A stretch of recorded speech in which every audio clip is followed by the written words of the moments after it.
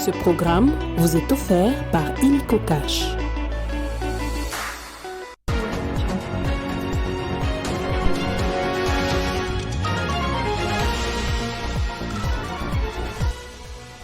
Au sommaire de cette édition, le Palais de la Nation et la résidence de Vital Kamerhe visités par des hommes armés dans la nuit de ce dimanche 19 mai.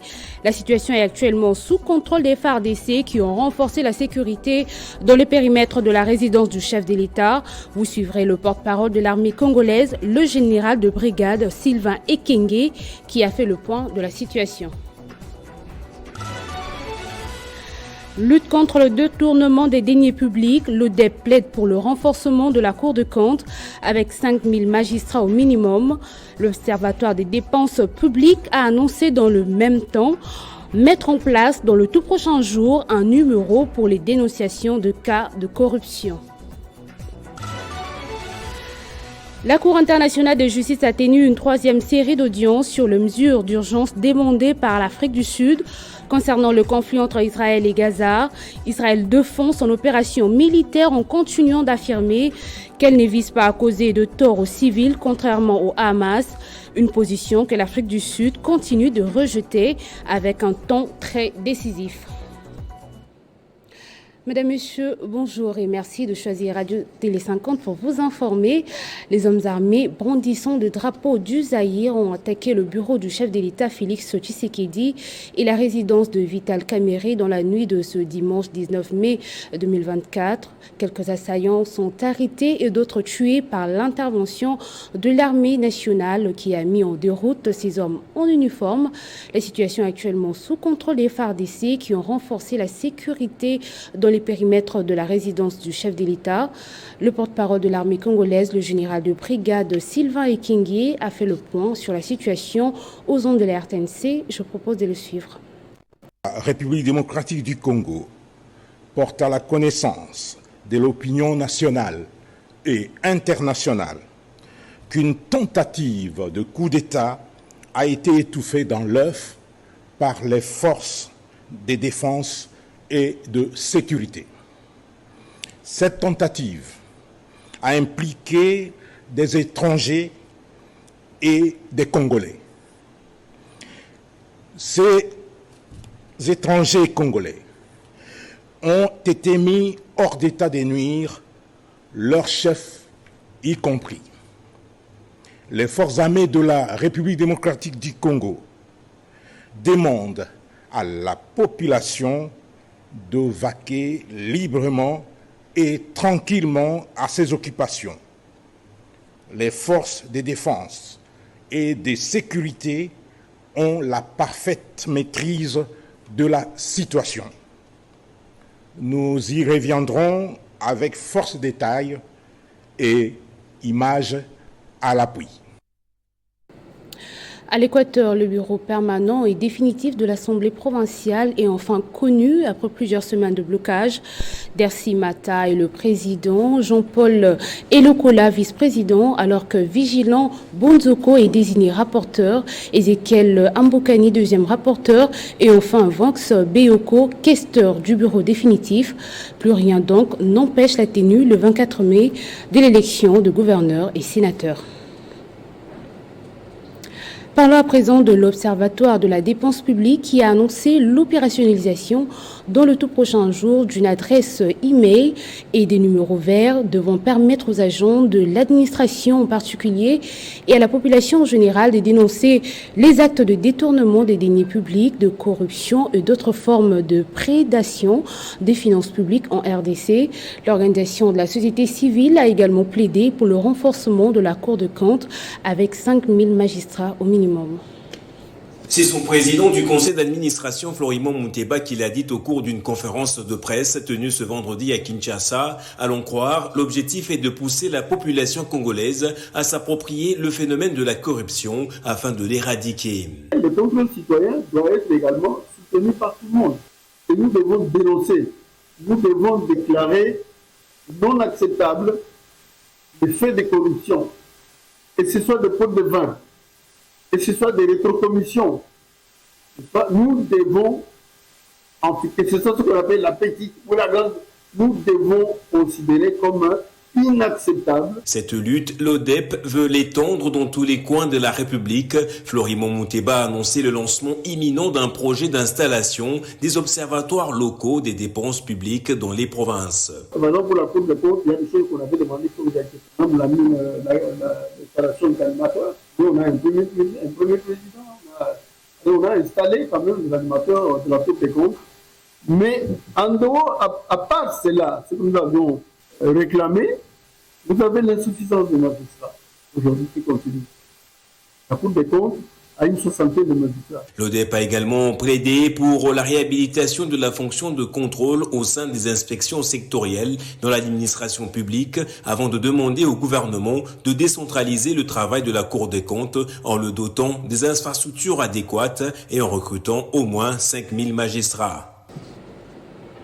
Gouvernance de ressources minières, enjeux sécuritaires, économiques, sociaux, environnementaux et opportunités d'investissement à l'est de la RDC. Cette thématique a été abordée lors du lancement de la deuxième édition de Goma Mining Briefing, organisé par Goma Connect. Ce briefing a été une occasion pour interpeller la communauté internationale qu'au-delà de la guerre que connaît le Nord Kivu, il y a plusieurs d'autres opportunités d'affaires dans le secteur minier. Cette deuxième édition de Goma Mining Briefing tenue dans la province du Nord Kivu à Goma a été une occasion de faire une analyse sur les enjeux sécuritaires dans la région de l'Est de la RDC, examiner l'impact des conflits et de l'instabilité sur le secteur minier et discuter sur les stratégies pour promouvoir la paix et la sécurité dans la région. Pour Keti Amouli, présidente de Goma Connect, qui a organisé cette activité, au-delà de la guerre, il y a plusieurs opportunités d'investissement dans les secteurs miniers au Nord Kivu. Pour cette édition, on va ajouter cet enjeu sécuritaire qui fait comme qui refoule un peu les investisseurs. Alors, l'idée, c'est de ramener des investisseurs de ce côté, malgré la guerre qui ne va pas nous faire baisser les bras, montrer aux gens que malgré la guerre, la situation sécuritaire qui ne s'améliore pas, ils peuvent toujours venir investir de ce côté. Et en espérant que le gouvernement va aussi comprendre qu'il est grand temps. Pour cette deuxième édition, plusieurs thématiques ont été développées par différents panélistes. Au-delà de tout ça, il y a des défis liés surtout à la sécurité au Nord Kivu, d'où certaines propositions adressées au gouvernement. D'abord, pour le secteur privé, il faut se désengager. En termes d'approvisionnement, il faut arrêter de s'approvisionner dans les zones contrôlées par les groupes rebelles. Et c'est tout à fait d'abord légal et c'est aussi une bonne pratique conformément aux exigences du guide de l'OCDE. Une visite de stand où sont exposés des minéraux a clôturé cette deuxième édition de Goma Mining Briefing. Pour la République, parti cher au sénateur Guy Luando a tenu son séminaire politique et idéologique hier samedi, rassemblant le haut cadre du parti, y compris les députés nationaux et provinciaux récemment élus. Benjamin Moudiata pour les détails. Les discussions lors de ces séminaires de haute envergure pour le parti politique Agissons et Bâtissons ont principalement porté sur la vision du parti et sur la nécessité d'agir activement dans l'amélioration des conditions sociales de Congolais, comme l'a toujours martelé la figure emblématique de cette famille politique, les sénateurs Guy Luando Mboyo. Parce qu'à chaque fois que nous réclamons la Libenge, courage à l'ité, à chaque fois, alors que la salle par exemple de la Zongo, t'attends que Zamboka sa bunda qui a sa côte courant à Zongo.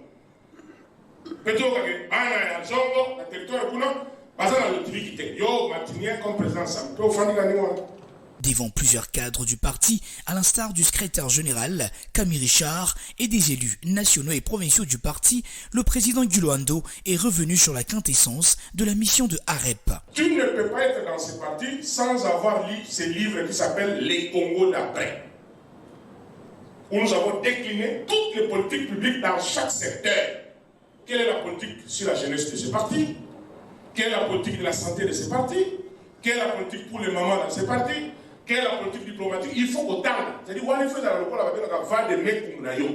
Au sortir des 6 assises, les députés de AREP, récemment élus, se sont imprégnés de la vision du parti incarnée par la volonté politique des Guilo Ndomboyo, chose qui va leur donner plus de motivation à agir dans l'intérêt du peuple congolais. Pour terminer, la Cour internationale de justice a tenu une 3e série d'audiences sur les mesures d'urgence demandées par l'Afrique du Sud concernant le conflit entre Israël et Gaza. Cette demande de cessez-le-feu intervient alors qu'Israël défend son opération militaire en continuant d'affirmer qu'elle ne vise pas à causer du tort aux civils, contrairement au Hamas.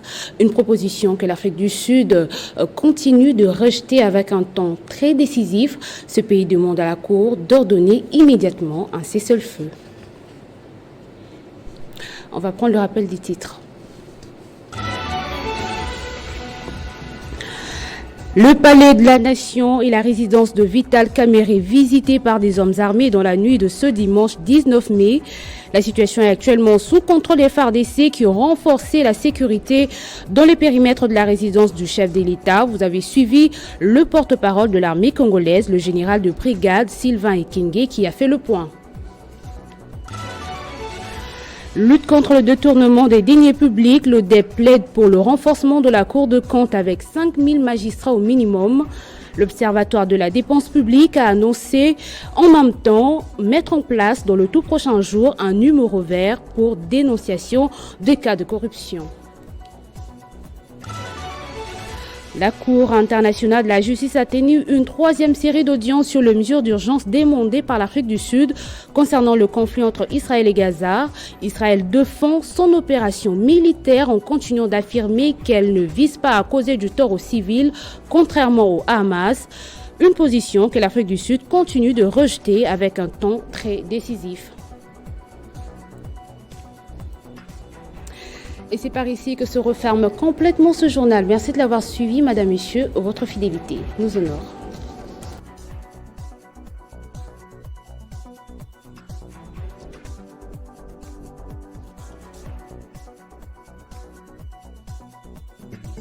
Retrouvez toute l'actualité en continu sur www.tele50.cd. Ce programme vous a été offert par Illico Cash.